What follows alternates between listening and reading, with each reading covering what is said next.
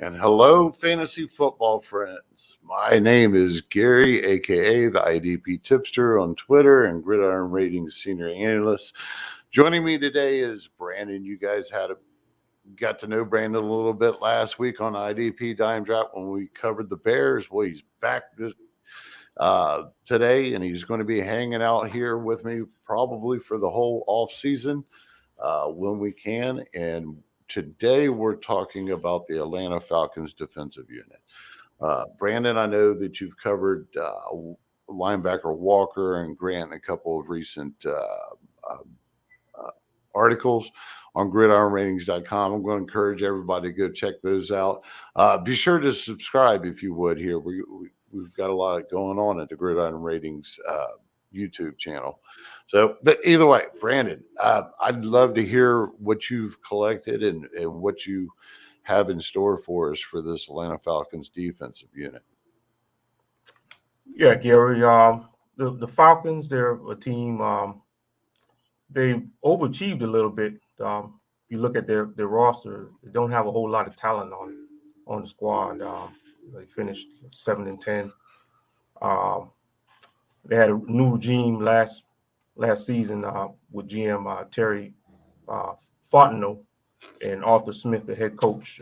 They switched to a 3-4 defense from a 4-3, and then it impacted some players on that defense. It was a very underachieving defense. Like I said, they didn't have a whole lot of talent. We can start with the interior defensive line with Grady Jarrett. He's one of their best defensive players, defensive tackle. Mm-hmm. He's always been a consistent IDP option. Collects a lot of tackles. Gets a few sacks every season. That's your guy, Grady Jarrett. Yes. Helped him up. Yeah. Quite a bit. He had a down year. He had a down season. The tackles were there. He had 59 combined tackles. But what hurt him, he didn't have it. He only had one sack. Usually, he collects between 4, 5, 6, 7 sacks a season. Yep. So that dropped him down. I think he finished as defensive lineman 20 in standard formats. He's under contract. He's still under contract with the Falcons. Yeah, he's one of their biggest paid guys, deservingly so. In his down year, I mean, realistically, nobody could, figure that he could keep up the pace because, I mean, he's been there for 4 or 5 years. He's never realistically had any defensive lineman around him that was a viable talent to take some of the pressure off of Grady Jarrett. So yeah, he just had a down year, and that happens. There were rumors there floating that maybe he'd be traded or such, but I'm sure we're going to get into a little bit more about that whole free agency and what they might do in the draft. But how do you feel about them and any of the rest of the guys? I mean, is there anybody that might return this coming season that we can expect to get a next step in there? We're still talking about the interior defensive line. Yes. Lineman. No, it's actually nobody else that is appealing. Right. On the interior defensive line, there's only Grady Jarrett. He's one of the elite talents at defensive tackle. They had some other guys that they were, just didn't produce. They were very disappointing. Right. Well, they all last year they were talking about how their interior defensive linemen were all interchangeable. They all got a lot of playing time. All of them are mediocre. None of them graded above par. They were all under par. They have been for some time now. So I think the only bright spot they were talking about the kid named Rush. He had a nice run defense grade or so with a limited playing time at the end of the season, but you can't plan on that. We'll see what they do here. I mean, when we look at their whole situation, I mean, they're going to probably have to extend Grady Jarrett if they're going to keep him. Maybe he'll take a little bit of a pay cut, because they're up against the wall when it comes to the cap situation. Ridley, whatever happened with Ridley didn't help their cap situation any more than they were just slightly over. Now they're just slightly under, from what I understand.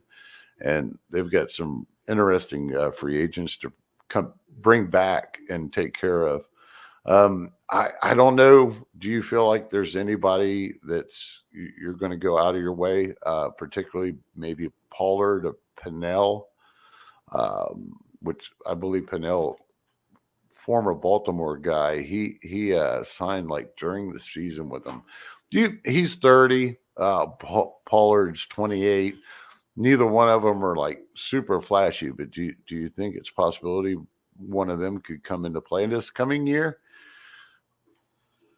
I haven't heard much about these other options. All I'm hearing is that they've been very mediocre, Right, mediocre exactly, options.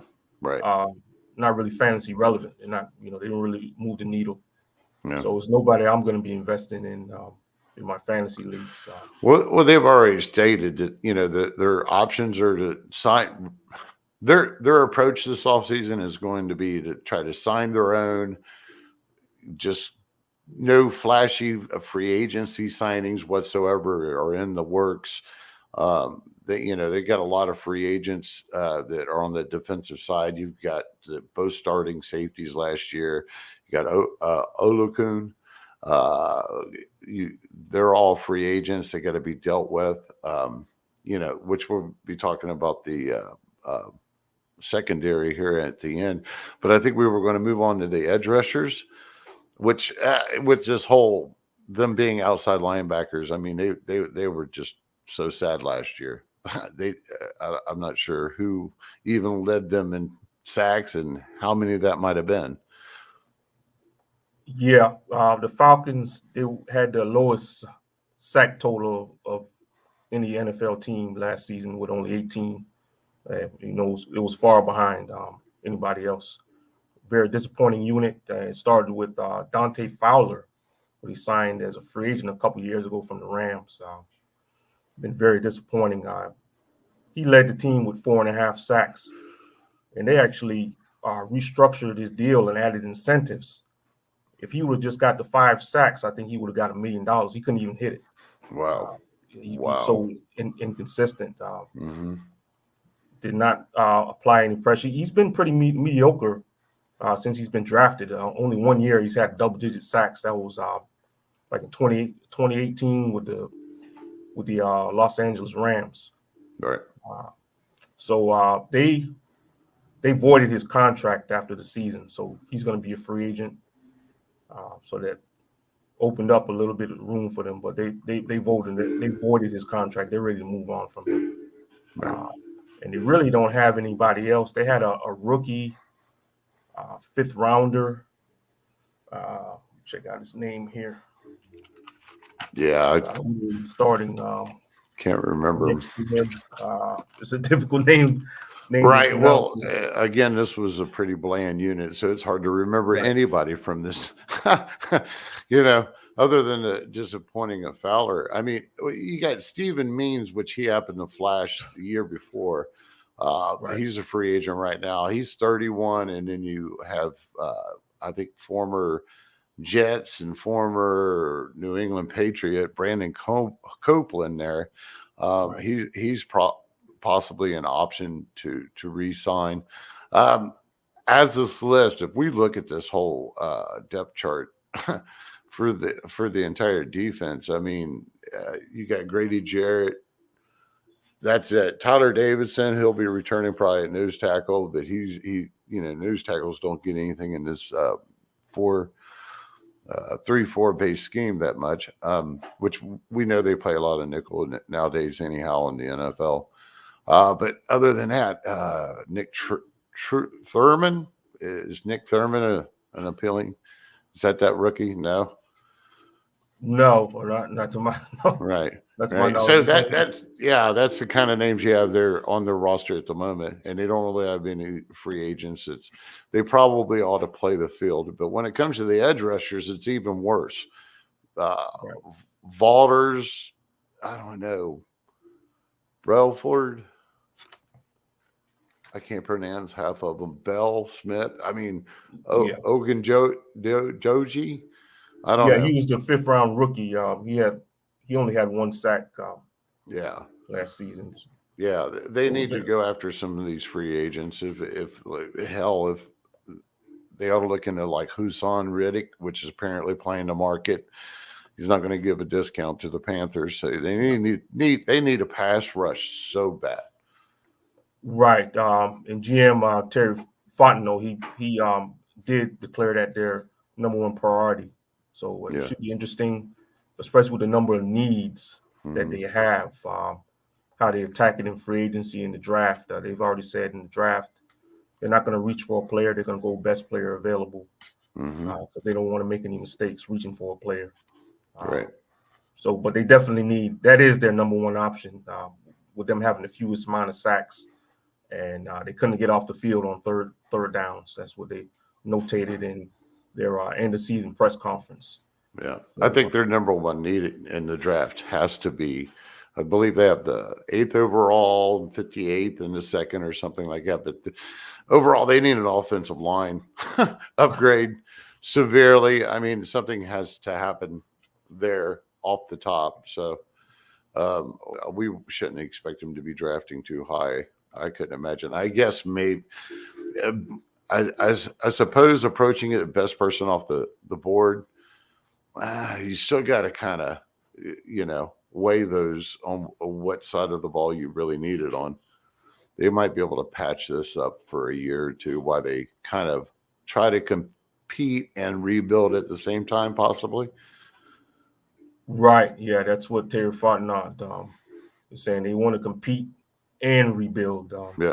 It's going to be a daunting task considering their salary cap situation and the lack of talent. So they're going to have to fill those holes with free agency. Well, then that probably leads us to the linebacker unit, inside linebacker unit. What do you have for us? Okay, well, the best linebacker, Foye Oluokun, who led the league in tackles. He's an unrestricted free agent. They want him back in the best case scenario. They would be able to re-sign him and I guess get rid of Deion Jones because that tandem didn't work well together last season. But considering their salary cap situation, we'll see what happens if they clear enough cap to sign Foye Oluokun. Deion Jones, he had a very disappointing season last year. The beat reporters were saying he couldn't get off blocks and was missing assignments. So there's another intriguing young linebacker behind Deion Jones is Michael Walker. I wrote up on my Keen Diagnosis, one of my Keen Diagnosis articles. He's going to be going into his 3rd season, and he hasn't had much playing time as a thing, but he has impressed on his limited snaps. He's long and rangy. He's 6'3", about 220 pounds. His coverage skills are very impressive. He gets his hand on a lot of balls. He was like a 4th or 5th rounder, I think, 2020.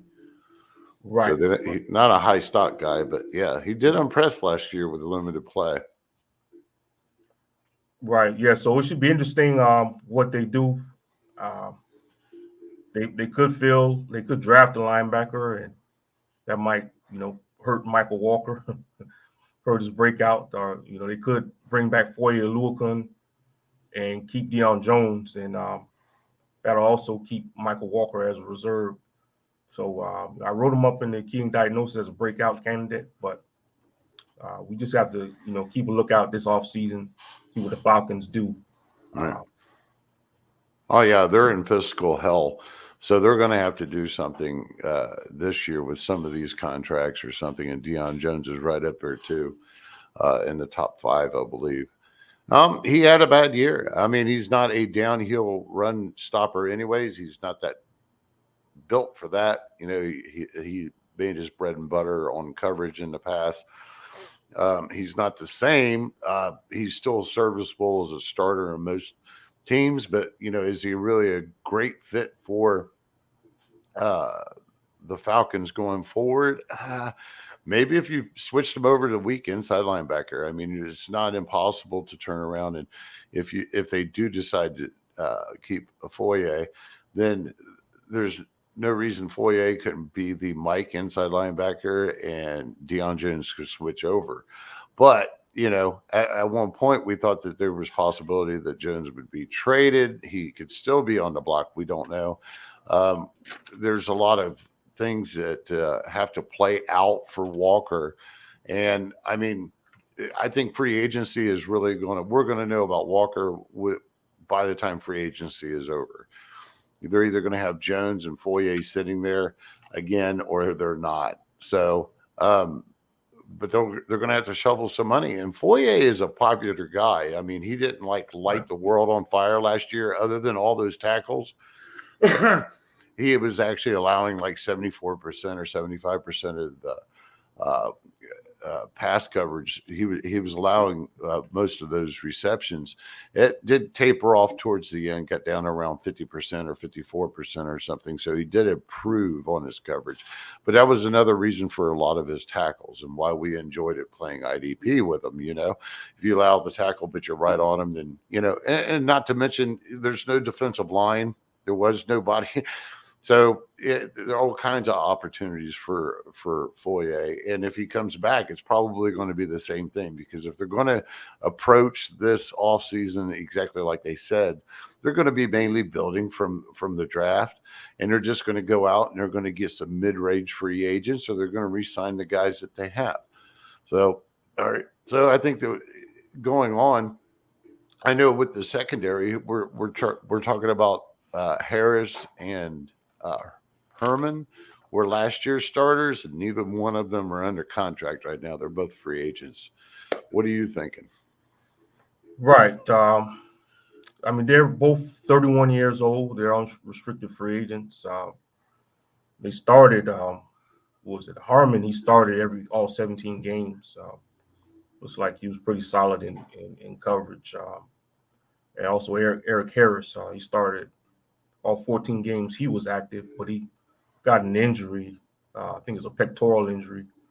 And that's when Jalen Hawkins stepped in, the second-year safety. He was like a fourth-round draft pick. From what I'm hearing, if they're going to come back, they're going to have to accept the veteran minimum again. Mm-hmm. So I'm not sure if they'll be back. We'll see. But I think the plan is to develop Richie Grant and Jalen Hawkins, because the team has made it clear that player development is a high priority for them. And they got these two young safeties. It just makes sense, especially considering their salary cap situation, to develop these guys into solid starters. Mm-hmm. Richie Grant, I wrote up him on one of my keen diagnosis articles as a breakout candidate, because he struggled in his rookie season. He barely played. I believe it's 25% of the defensive snaps. Mm-hmm. Played mostly on special teams. He led the team in special team snaps. He's a tough, gritty safety. When they played him a lot in the box. Pretty solid against the run, and he has good coverage skills. Back in college, I believe he was nominated for the Thorpe Award. He had like a 6 interception season in sophomore season. He also had over 100 combined tackles in that season. So it looks like he's a complete package. So I'm very excited about how Richie Grant progresses in his second season, especially under the Dean Pease defense, as he's a disciple of Patriots Bill Belichick. Yeah. And they've been known to run a scheme it's called Big Nickel. Mm-hmm. And there's some safeties that have done very well, like Buda Baker, Logan Ryan, and some other guys. Tyron Matthew played that Big Nickel role, where they pretty much act as like a third linebacker I believe Duger would be playing that up in New England right now. Right. Yeah, and I'm excited for Grant. And I think that they, for whatever reason, they didn't play him next year. I don't think there was a lot of speculations, but, no concrete reason why Grant didn't get more playing time, especially with Harmon. And I got to disagree. Harmon is actually, I can't stand Harmon. Nothing personal against Harmon, but he just,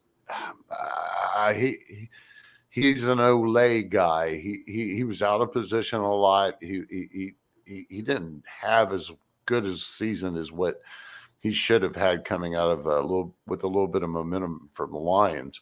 But Harris did really well when he was in. He stood up. He did his job. He had that main mentality and he did it well. I'm not a fan of Hawkins. I'm not sure he's got another step in him. When you look at him, he just does it. He looks like he's going to go on the far side. He's probably going to be a special team guy, a depth player at best. When it comes to signing either Harmon or Harris, I would hope that they would look Harris's way, but Harris is actually injured at the moment. So I'm not sure if he's going to be ready or what his status would be.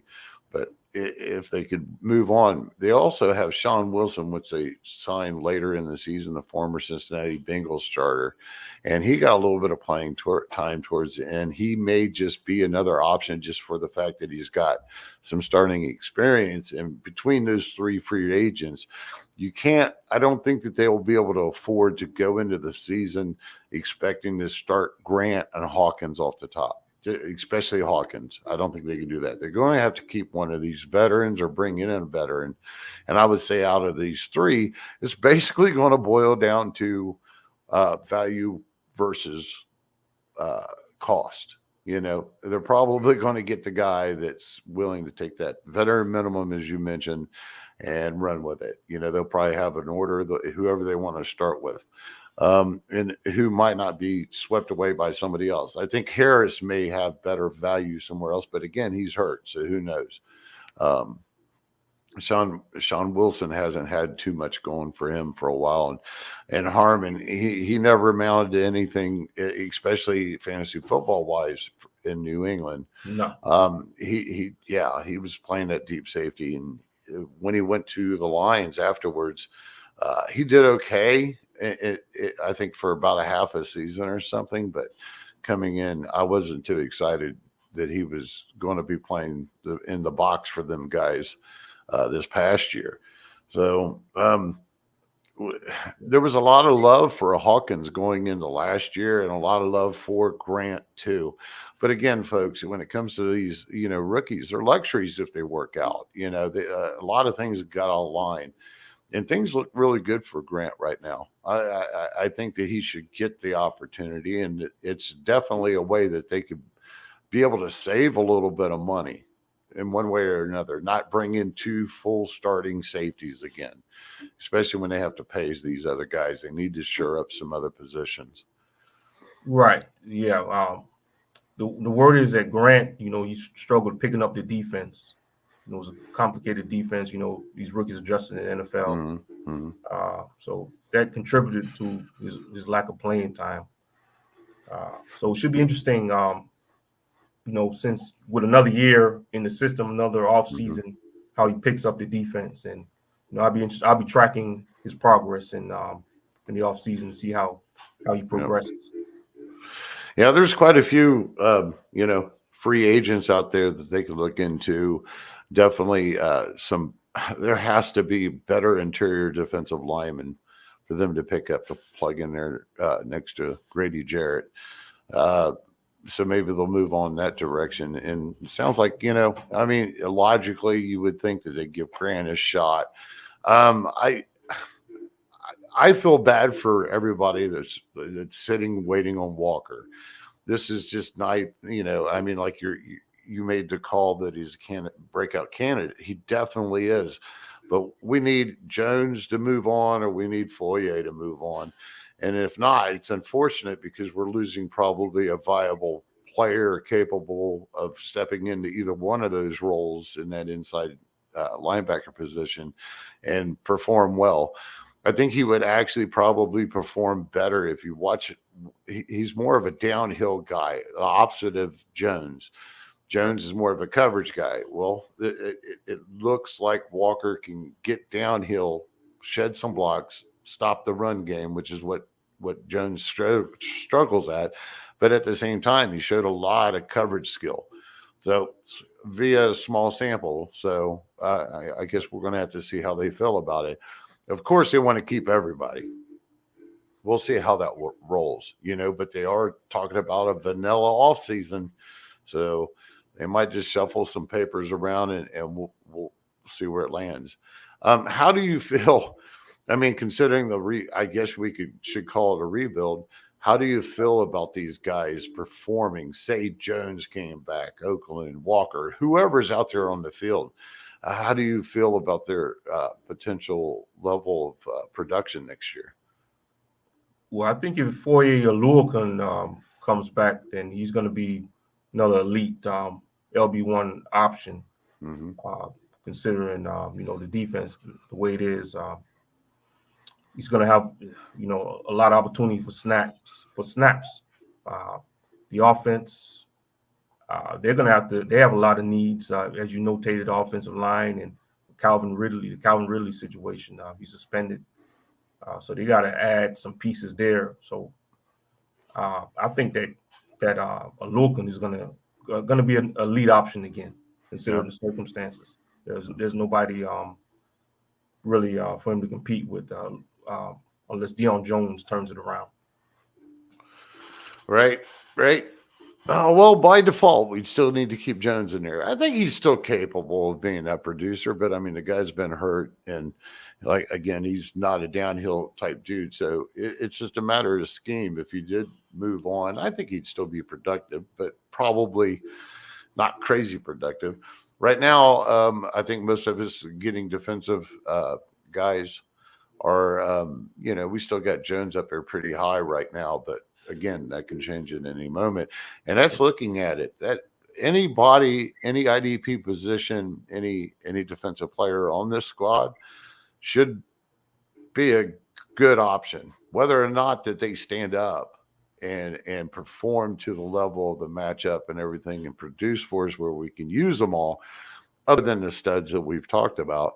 That's questionable. We're going to have to see what they do in free agency and fill in these holes. But the state of the offense, they're going to be on the field again a lot this year, that Atlanta defense. And if they can't get off the field because they ain't got a pass rush, and I think that's critical. I don't see them having a clear path to at least how salary looks right now. I'd be astonished unless they got a really good deal on one of these top pass rushers that are free agents.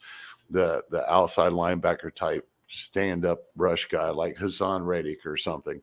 We know Landry's off the board right now, but there's I heard Reddick might want $17 million a year.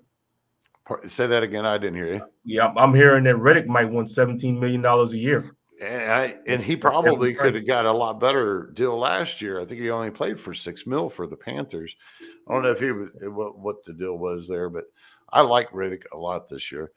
But they need to do something about that, whole entire side of the ball. And you're talking about all the offense. So I don't know. They look like that whoever is playing these positions for the next 2 to 3 years are going to be busy. Right. Even the corners, right? Probably. Right. Yeah. They said that that they want to try to create pressure. They don't care where it comes from. It could come from the linemen, the linebackers, the safeties, the corners. Mm-hmm. They want to be able to create pressure and get off the field on defense. Yeah. So, Yep. They can't go into the season without somebody better than Copeland. If they re-sign him, or Means, they've got to have an upgrade there. Well, I'll tell you what, if you got any final thoughts for us, we'll go ahead and share those, and then we're going to wrap this one up. Okay. Yeah, I think we pretty much covered everything, Gary. All right. We notated, the team salary cap space and how it affects, how they building, how they're going to build a roster. Yep. This team is in rebuilding mode, no matter what the GM says. He say he wants to compete and stuff. And, they got Matt Ryan on that huge, $48 million contract. I think they want to try to compete for him, but let's just be realistic. They're rebuilding. Yeah, and it's going to be very tough for them to rebuild with their salary cap situation. Yeah, so certainly is. They have to make some smart moves going forward, and just have to get real lucky. If they're lucky, some of these mid-range free agents or whoever they have, maybe somebody stands up. A couple of them, they get it. They get to cherry pick a couple of guys over the next couple of years. They might be willing to pay, but it's going to be tough at current situation. Yeah, that's definitely it. Well, I'll tell you what, I first want to encourage you to subscribe, comment, and like. We appreciate you being with us today and covering the Atlanta Falcons. We'll be back again next week. We haven't decided. I guess we'll be back next week. Brandon will be joining me. We'll cover another team for you. We haven't decided who that is at the moment, probably. So, but we're going to go ahead and let you go. And hopefully I do not crash this too bad as we leave. So I'm going to tell you adieu. Thanks for being on, Brandon. Look forward to next week. No problem, Gary. Thanks a lot.